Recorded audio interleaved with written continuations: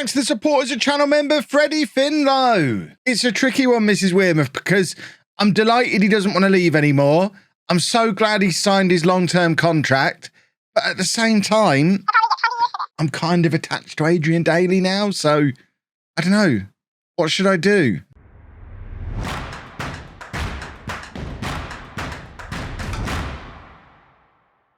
Hello, and welcome to part 176 of Homegrown. I'm Kevin. Coming up on today's episode, we have our Champions League first knockout round, first leg game away against Bayern Munich, which, by the way, kind of hideous first knockout round draw is away against Bayern Munich. And we're also away against Manchester United in the Premier League. Since you were last with me, we've largely been in pretty good form. I mean, there's the odd iffy result in there somewhere. We lost to Manchester United in the Carabao Cup, but it was a very rotated team that ended up losing to them on penalties, so I can't be too upset with losing a game like that. And there's a few unfamiliar names in that team. We'll get to them in a minute.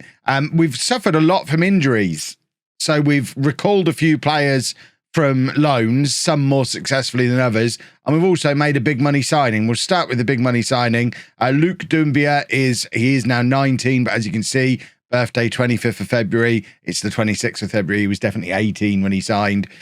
He's a now 19-year-old Ivorian centre-back who can also play right-back, defensive midfielder. He can play right wing, apparently. He is lightning quick and 6'2". Can't head for toffee, so he's probably going to end up as a fullback eventually. But officially, his natural position at the moment is as a centre-back. But like I say, I think probably long-term, this guy's going to be a right-back. Or maybe even further forward, who knows, unless he learns to head. If he learns to head, we might play him at centre-back. But we spent loads of money on him, £45 million. He was at Porto, on loan at Tenerife, and he'd never played a top-flight game in either of those countries, so we threw loads of money at him because it's hard finding good wonder kids at this point. We're just buying everyone that comes up. If a player comes up on our scout reports is 18 years old and is labelled a wonder kid, we buy them regardless of the price at this point because we've got all the money, so we might as well. Let's just adjust that. There we go. But the other thing we've done is recall some loanees into the squad. So let's try and pick out the loanees that we've brought back in. Pedro Guerrero's back. We've not really used him. Like I said, some more successful than others. Pedro Guerrero has been called up to the full Portugal squad. I feel like he probably should be part of our squad, but I think I called him back, then signed Doumbia.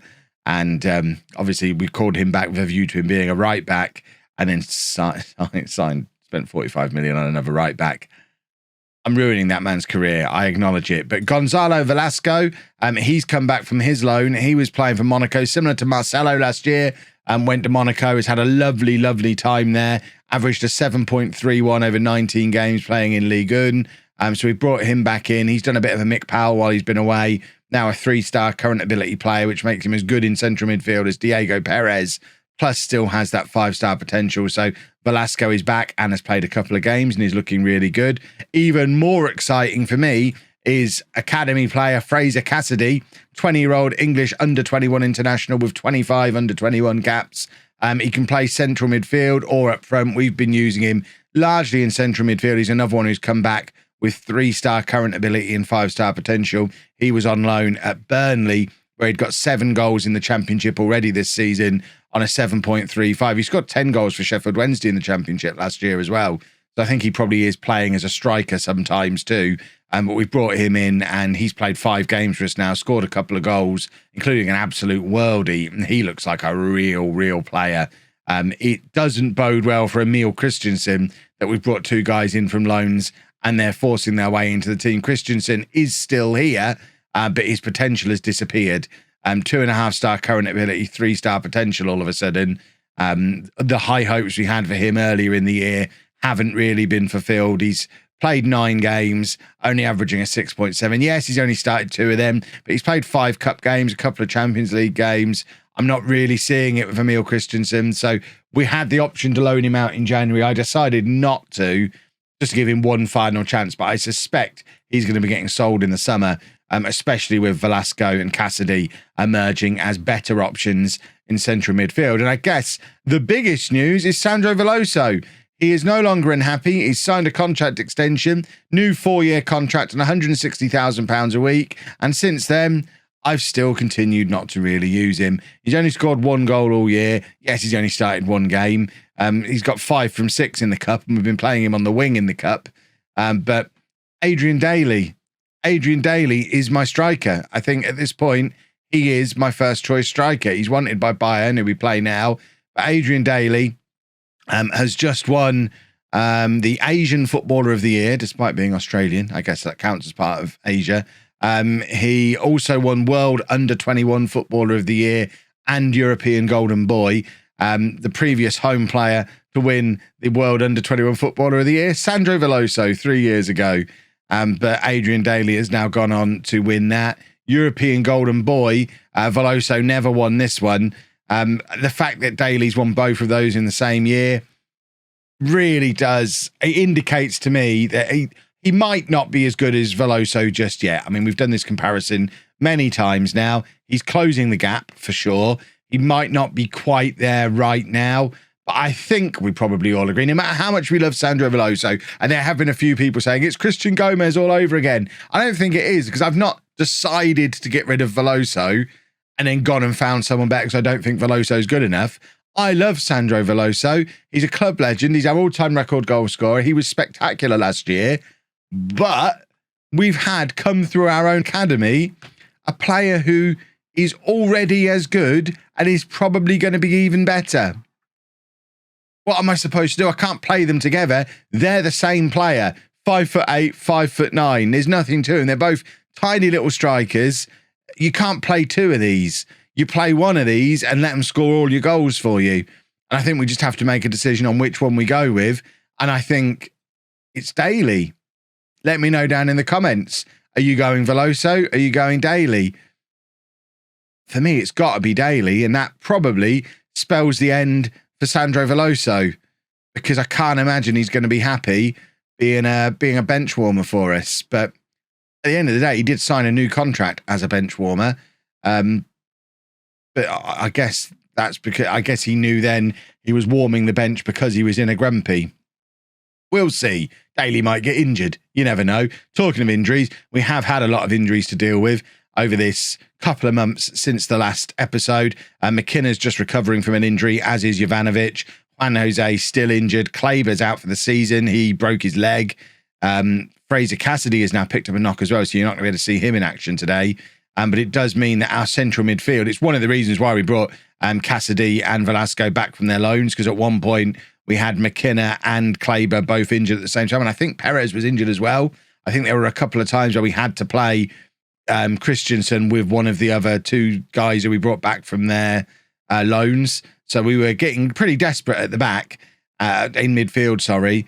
And we're still not fully recovered yet. And now we have to face Bayern Munich with a team that isn't quite what you would expect, I imagine. I'm going with Perez in goal, a back four of Kovacic, Hanna, Abagai, and Vinicius Antonio. I have no issue with Simon Hanna being our starting centre-back now over Elias. I mean, it's a similar discussion to the discussion around Daly and what's his name? Oh, I've forgotten his name, Veloso. It's similar to that one. I think Hanna and Elias are similar. If we have a look at Elias on there, I mean, you can see that Elias is a better defender. And I mean, okay, he's quite a lot better at everything. It's not quite the same situation. Hanna is a little bit further behind than Elias is. But you know what? Hanna's our homegrown boy. And because of that, I feel like he's the one that we're going to use. I'll probably change my mind over and over again. I mean, I don't think I have to have that nailed down, because I think with Hanna, Abagai, and Elias, we can rotate them. They can all play. Well, Hanna and Abagai can both play right back as well. I think we can rotate them sufficiently to never have to make a decision. But for today, we're going Hanna, Abagai, and Vinicius Antonio. Perez and McKenna in midfield, although McKenna can only play the first 45 minutes. So we should probably make sure that we have a central midfielder on the bench, which we don't currently. I don't really want it to be Christensen. Velasco can come up onto the bench. Jovanovic, there's not really any point in him being there when he's carrying an injury. But at the same time, we need a striker other than Marcelo. So we don't need Jordan and Madness there. So we'll bring Veloso onto the bench as well. There you go. Actually fiddling with my own bench. And then up front, we've got Figueira and Park out wide. Ian and Daly up front. With Juan Jose and Jovanovic both injured, I don't really plan to use Ian as a striker long term, although it is what he wants to be doing, and he has played well there since he's been doing it. He's played there as a striker a couple of times recently. He scored a hat-trick against Chelsea, playing as our main striker, as our advanced forward, which is the role that he's been trying to tell me he wants to play all along. But he's there for today because we don't really have a support striker option. It was a choice between Ian and Marcelo hasn't really proven himself yet. He's played there a lot this year, and he's just not really nailing the position down. So Ian is in for today, and we're a bit experimental in a number of positions for a massive game in a competition we want to win this year. I am a little bit worried that we might be having one more season again. I know I called this one more season when we lost in the Champions League final last year because I was so convinced we'd go on and win the thing this season. But I don't know. I'm feeling a little bit uneasy about the fact that we've had so many injuries and also so many. It feels like a transitional season. It feels like oh, good. Park is injured after 2 minutes. That's what we wanted to see. So I guess, what do we do here? I mean, we probably do this, and then we're going to have to bring Marcelo on, I think. I think we have to bring Marcelo on. After saying I didn't want to use him there, we go to that. But as I was saying, it does feel like a little bit of a transitional season. I think give it another year, and Hannah probably is nailed on as our starting centre-back. We perhaps have Cassidy or the other guy. I can't remember his name. Oh, their new names ruin me. He's on the bench. Velasco, is that his name? Yeah, Cassidy or Velasco, or both might have forced their way into midfield. We'll know that Daly is our striker. Maybe Jovanovic will be his partner. Figueira will have nailed down a position. Maybe even on the right wing. Who knows? But at the moment, it feels very much like we've got last year's team and then the next team, and they're both in the same squad. And I've not really worked out how to blend the two of them together yet.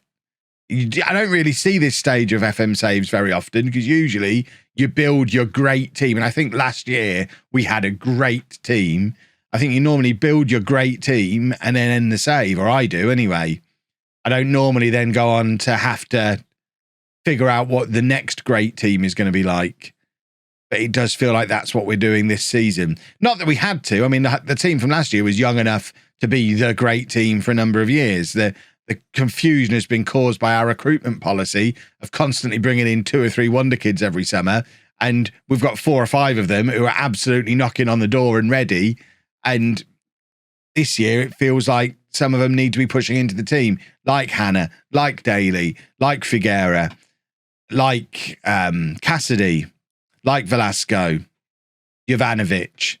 There's a load of them. Madness. There's a load of them that feel ready, but you can't fit them in without moving on one of the previous ones. Like, I think there's probably going to be a decision at some point, and we have to say this really quietly because it could upset everybody.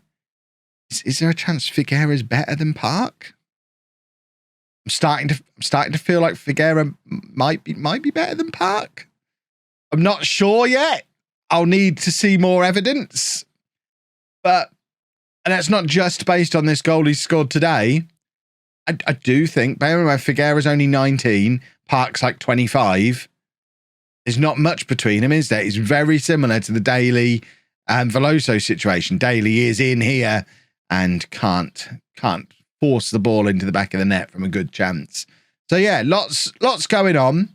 We should probably focus in on the fact we've got a Champions League game going on right now that is must win if we're going to win the Champions League. Or not must win, must not lose. As we always say, you don't win these Champions League ties in the first leg, but you can lose them. And we've got an away goal. It's currently a draw. We'll take this. We'll happily take this into the next episode. 1-1 away from home against Bayern Munich. Yes, that's fine. Of course, we'd like to win it if possible, but this is fine. Abakai then, terrible attempt at a pass to Hannah, and has given the ball back to Bayern, who seemed a little bit slow to capitalise on the fact that they were gifted the ball there. But now they are playing the ball over the top of Abagai, who hadn't yet made it all the way back. And Perez is in to make a very good save, and Kovacic is there to cover. Little bit iffy there defensively, though, a couple of times, and both times, really. They're questions I'd probably be looking to ask Abagai, because he gave the ball away and then didn't get back to cover himself. Right, we now have to take McKenna off, the pre-arranged substitution. So Velasco is going to have to come on in midfield. He is a pretty useful box-to-box midfielder, so I'm not against bringing him on, other than the fact that it's a very big game for him to be playing in. And then we just need to keep an eye on what's going on with everybody else. But I think this is your first look at Gonzalo Velasco. We signed him. I think he was quite an expensive signing a couple of years ago. Can we just have a little look at him so I can show you a little bit more about him? So he's 20 now. We signed him for £10 million, loaned him out to Forest, loaned him out to Monaco, and he's continued to progress really rather nicely while he's been out on his loans. And he has looked very good in the couple of games that he's played since he's returned from his loan. Right, Figueira on the right-hand side, crosses over. Oh, I mean, he's looking for a cross there. It's taken a little bit of a deflection and ended up hitting the post, whereas if it had carried on its original trajectory, it's into the path of Daly. We're very unlucky there, I think. Vinicius Antonio is now shattered. Do we really want to make our final substitution before the hour mark? I don't think we're going to have much of a choice. Like I say, injuries have been a real problem. Vinicius Antonio is another one who's been injured, not currently injured. The assistant manager is recommending bringing on Alpish and presumably moving one of these two out to right back. The obvious thing to do is bring on Primus because he's either-footed and very good. So Primus can come on and play it right back for us. But that does mean we've hit the hour mark and all three of our substitutions have now been used. So let's hope we don't pick up any more injuries then, eh? Velasco to Kovacic. And now Perez. I was talking an episode or two ago about Perez maybe coming to the end of his run, but that was before the collapse of Emil Christensen. And I think Perez, for now, is very much back in the mix. Obviously, with Velasco and Cassidy, he might be pushed down the pecking order against. We've still got Much. We've still got Kleber. Although Kleber, of course, not really going to be an issue for the rest of this season, which does open up the opportunity for McKenna to play a lot of football as box-to-box midfielder, and opens the door for the likes of Figueira, Madness, Jordan to maybe put some pressure on Ian on that left-hand side as well. So it's opening doors. And then you have to wonder, well, where does Kleber fit back in when he comes back? We've got too many good players. Sell half the squad. Then I won't be so confused all the time. Get rid of all of them. Let me start again. Oh, my word. Right. Still 1-1. 25 minutes to go. I am still happy with this as a scoreline. This will do. We don't need any shenanigans to go on. Bayern have shown very little in the way of attacking ambition in this game. I mean, they're playing as if they're pretty happy with a 1-1 as well, which is a weird one because you'd think they'd have a better chance of moving through to the next round if they were to win their home leg, unless they're really, really confident of coming to our place and getting a result, even though at that point a number of our injured players will be fit again, theoretically. Primus with the shot from the edge of the area. It's a very tame one into the hands of the Bayern goalkeeper. But we've had 24 shots, an XG of 2.26. I mean, we're just a little bit weak up front, I guess. Marcelo and Daly, maybe not quite on a level of Juan Jose and Veloso, after everything I said before. Oh, am I going to change my mind again? Probably. I think that's probably the thing. I'm going to change my mind a dozen times. Park's now out for 6 weeks. Let's do that comparison we were talking about before. Compare him with Figueira. We can find Figueira. So Figueira. See, again, they're not as close as Daly and Veloso are they? Certainly physically, Park is an absolute monster, which is weird because he can never play a full 90 minutes. But speed, height, strength, just a physical, ridiculous monster. But Figueira's as good as him in all the other areas. Oh, we've got a good squad. Velasco's injured. Now look at all these injuries. Ian's injured as well. He's out for 2 or 3 weeks. We're going to have to put the reserves out against Manchester United. This is a problem. But we've managed to pick up more injuries going into the Manchester United game, or one more injury, I think.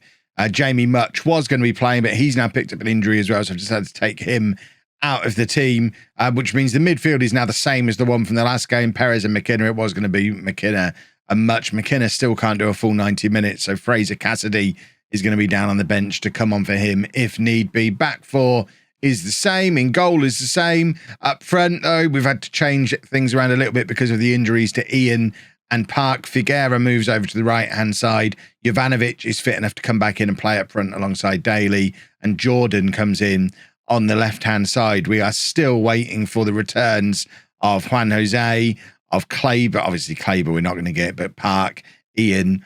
I mean, we've lost an entire front four. The whole front four from last year, not in the team. 3 of them injured, 1 of them out of favour because of the emergence of Daly. That was a front four that probably got 100 goals between them last season. And none of them are available for this big match away against Manchester United, who, I mean, they seem to be having a challenging season. After being our bogey team for so long, they're now very much in danger of not even qualifying for the Champions League next year. Way behind us. 18 points behind us. They've got no chance of winning the league, but could do Manchester City a favour by beating us today. And presumably, they're both from Manchester. They must be big buddies. So they're probably going to look to do exactly that. And they have gone ahead early in this game through a pretty soft goal to concede. A cross comes in from a set piece and then a free header and an unmarked finish. I mean, it's not great defending from us, is it? And the defence isn't particularly injury ravaged. That's my first choice back four currently. I know Primus and Elias would probably have something to say about it, but neither of them are injured. They're both on the bench. I've chosen this four, and we've just defended like that.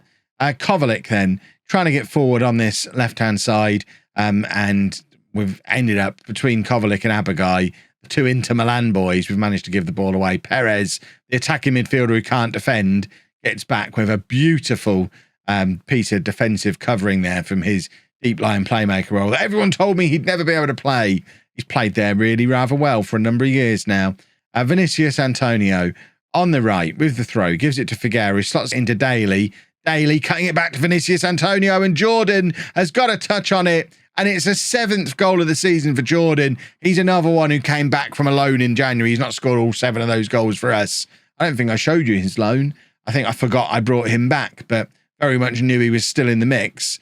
I think he's probably ahead of Madness in my pecking order at the moment, which is why he started ahead of Madness today. But I'll show you at halftime how he got on his loan. But a very important goal just on the stroke of halftime there. So Jordan was out on loan at Leeds in the Championship, played a 7.21 over 17 games, and looked pretty useful for them. So he's come back in and looked pretty useful for us as well. A goal and an assist now across his first few games. No, it's not even first few games back with us. First few games ever playing for us. This is probably the first time you've seen Jordan play. And Jordan's here. I'm not even making a big deal of it. He's a Brazilian wonder kid, for goodness sake. How things have changed at this football club. McKenna, who I do need to remember to take off midway through this second half so we don't break him, because we are going to need him for this run-in with everyone else being injured. He's our only box-to-box midfielder now with no Kleber around. So we've got to look after McKenna. He's not having the best of games today either, but I'm putting that down to the fact that he's not close to fit.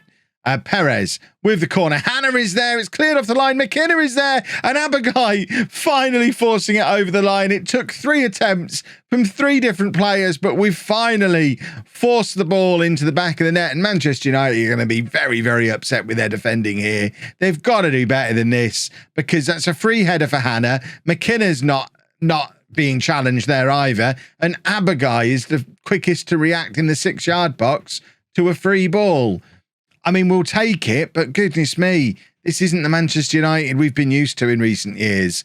Right, Fraser Cassidy now coming on in midfield. Box-to-box midfielder isn't his best role, but he's just going to have to get on and like it. There's nothing I can do about it. We're also going to bring on Veloso, because now he's not in a grumpy. I'm not against bringing him on. And Marcelo's going to come on the right-hand side as well. We'll do a triple change. Figuera, after me saying he's potentially better than Park, has done nothing since that moment. So I've clearly piled far too much pressure on that boy. But good to see a happy Sandro Veloso back in the team. And I would love nothing more than for him to grab a couple of goals in these final 5 minutes and really force me to start making some decisions. Because at the moment, I know I'm talking a good game. I'm making it sound like there's a decision to make between Daly and Veloso. But ultimately, this season, Daly's got 25 goals, Veloso's got 1. So it's not really a decision at the moment. But if Veloso gets back to last season's form, then I'm going to have to start doing some thinking. Marcelo does square it to Veloso. And I know I said he got 1. It's 1 league goal. It's now 2. A 7th goal of the season for Sandro Veloso. He's back, boys and girls. And I imagine I'm going to have to start using him a little bit more, aren't I? Oh, what a shame. I've got the most prolific goal scorer in world football back in form and happy. And I suppose I have to play him. Oh no, what will I do? That was not the Manchester United we've been used to in recent years. A shell of their former selves, a comfortable 3-1 win for us. We're still comfortably top of the league, and fingers crossed in the next episode, we continue to extend our lead whilst dealing with Bayern Munich and moving on towards what hopefully will be a Champions League win this year, because that'd be nice. If you've enjoyed that, please make sure you leave a nice big thumbs up on there for me. Subscribe to the channel for daily Football Manager videos. And thank you very much for watching.